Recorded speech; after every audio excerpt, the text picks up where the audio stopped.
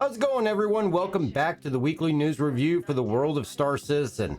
I'm DarkHour717, and this is where we'll go over the latest news and information for the verse. Before we get started, though, if you enjoy these updates, please hit that like and subscribe button.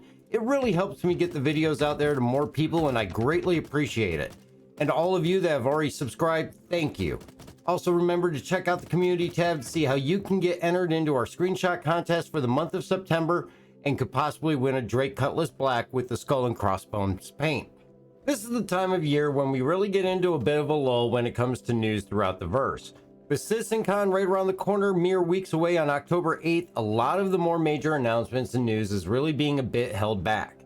This is alluded to by Jared as well in both the Inside Star Citizen and the Star Citizen Live this week, but there is still some news to cover. Now, with that being said, this week will still be a more general overview of what we are seeing out there in the community alongside with the usual regular weekly release on the RSI website. This past week, we did see the completion of the Pirate Week celebration along with the final days of the latest run of Siege of Hurston, as well as the Ninetales blockade. Of course, these events did end with some minor issues that we have previously discussed, though overall the events were a lot of fun and highly profitable. We continue to keep an eye out, though, for the next wave of dynamic events to come, as we are already aware that Xenothreat will make an appearance during 3.17.2 cycle, and this has historically been the biggest and most popular event of all of them. But with the end of Pirate Week, we also saw the closing of the sales for the Solar Wind paint for the Gladius, the Avenger, and the Vanguard, as well as the Skull and Crossbones paint for the Drake Cutlass Black. Now, if you were not able to grab these, I would expect that we'll see them return at the same time next year.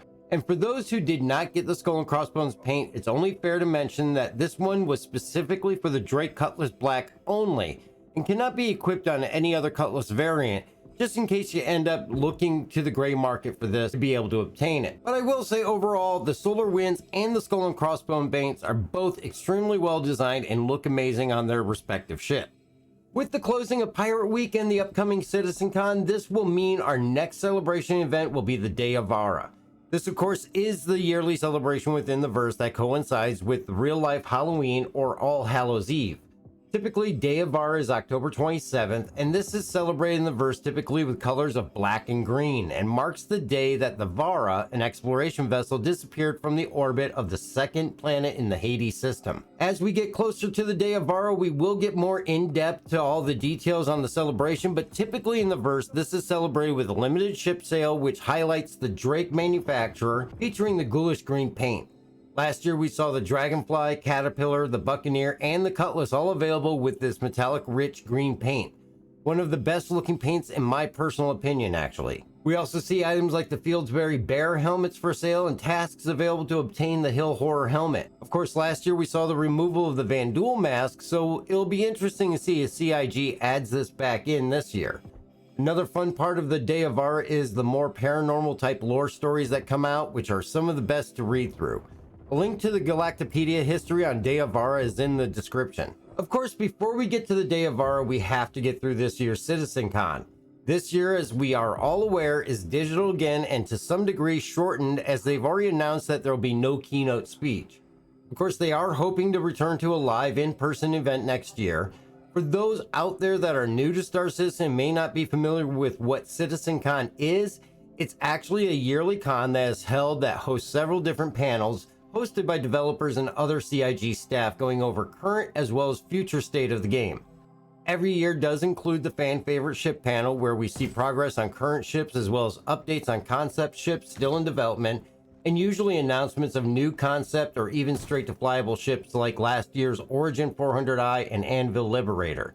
Other panels this year are all related to the Road to Pyro, where we'll see Pyro specific panels as well as a look into the new investigative missions coming with 4.0, the upcoming changes to Loreville, and much more. A link to the Citizencon page will be in the description, but also make sure to join us on stream as we watch and comment live to all the panels and announcements. Citizencon is going to be on the 8th of October, starting at 11 a.m. Eastern Time. This time of year, we also see a couple of amazing community events open up and take place. Of course, I'm referring to the Atmos Esports events. Atmos Esports is a group not affiliated directly with CIG, but holds Star Citizen specific esports events. With events like Stanton 7, Fighter Flight, Hurston Hurt Locker, and Daymar Rally, they've really cemented themselves as the go-to for community events in all game styles. So much so that the Daymar Rally is now forever included into the official lore of Star Citizen. What we see this time of year though is open registration for the Hurston Hurt Locker and the most popular event, Daymar Rally. The Hurston Hurt Locker is a large-scale open ground battle that takes place in craters and incorporates battle with the wide variety of ground vehicles in the verse. Registration is open to solo, duo, and groups of 4 to participate through the 30th of September. The event itself will take place on the 29th of October and will be viewable through Atmos Esports Twitch stream, as well as many participants that stream their experience. Amarok's Fang will be trying to register a team ourselves, so keep an eye out for information on that. Daymar Rally is also in the open registration phase, and this will be open through the 10th of December, with this event taking place on the 21st of January. The rally is a long-distance vehicle race across the surface of Daymar, with 3 classes of bikes, buggy, and trucks. Each team and their support crew must traverse across the rough terrain to the finish line. Very much an endurance race, this is the most popular of their events, in which we will be participating again this year. For more details on these or other events that Atmos Esports holds, a link to their website as well as a link to each of the events registrations will be in the description. The weekly update email sent out from CIG also goes into mention 318, and the fact that Evocati should be seeing this release to them soon, which word has will be before the end of September. This is exciting as it means we are ever closer to it reaching Wave 1. With the weekly newsletter mentioning new missions, ship salvage, and persistent entity streaming all coming with it, which is extremely exciting news. Though some debate is out there on Spectrum as to the timeline as well as when it will eventually release, with some speculating that they are pushing it faster than originally quoted with a 2 to 3 month testing period. While in all actuality the work started back in June on 318, the timeline actually does work out as Evocati is still considered PTU released. As they have mentioned, IAE will be incorporated with 318, which means the goal is to have it live by first week of December, which is the usual time frame that IAE occurs. As we find further information in regard to forward progress of 318, we will pass it along, but this is one patch I'm extremely excited to get my hands on for sure.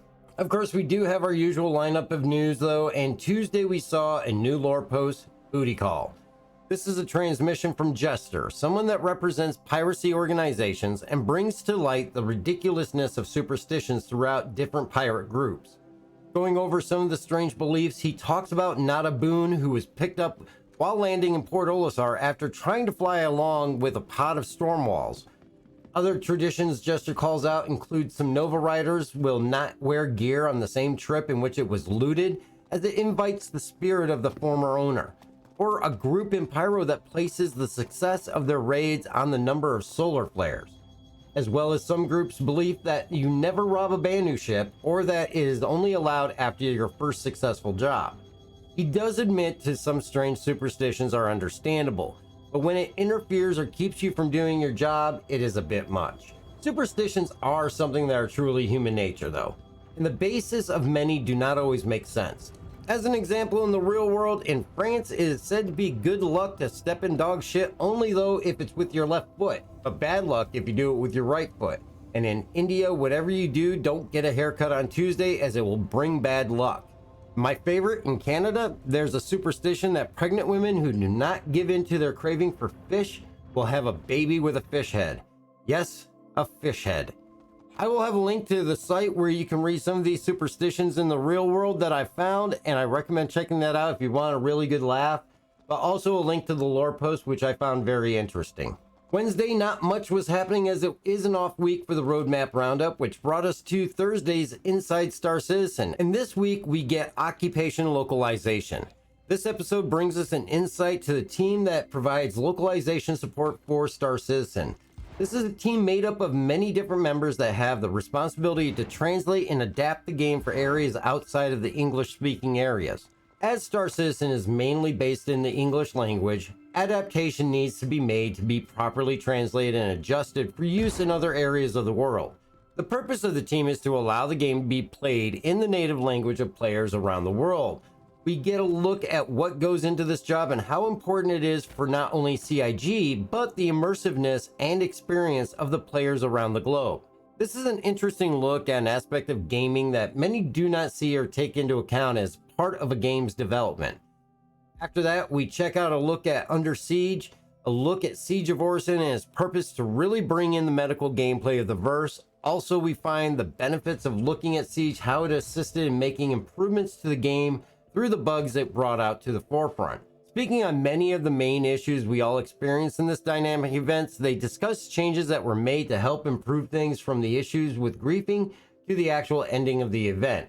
This was really a great look at one of the best dynamic events to hit the verse, and I recommend checking out the episode for sure. And then on Friday, we got a slightly different Star Citizen Live where we spend an hour getting to know Damien DeVoe, new lead character creator after Jeremiah Lee is transferred to Squadron 42. Damien is part of the Montreal studio, and we get to spend an hour with him and Jared discussing his role and goals within Star Citizen. Though this episode is slightly out of the usual format, this is more like a get to know a dev segment. And this is immediately stated by Jared at the beginning, and the fact that this is a bit more hastily compiled. As the hour goes on, we get to know quite a bit about Damien, including his history leading up to his inclusion into CIG, and really the work he is putting into building his team out at Turbulent Studios in Montreal. The show itself is very interesting, while also really gives a chance to see a different side of devs. I recommend you check it out. I really enjoyed it myself.